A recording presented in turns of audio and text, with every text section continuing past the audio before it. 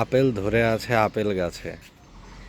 দেখুন কি সুন্দর একটি ছোট্ট সাইজের গাছে, আপেল গাছে এখানে দুইটা আপেল ধরে আছে।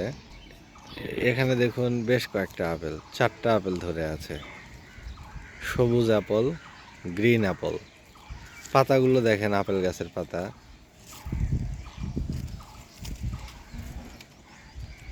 আপেল যদিও বিদেশি ফল, মানে বিদেশের মাটিতে আপেল ভালো হয়, সুস্বাদু হয়, মিষ্টি হয়। বাংলাদেশের মাটিতে আসলে কেমন হবে সেটা জানা নেই। তবে একটি ছোট্ট গাছে আপেল ধরে ধরে আছে।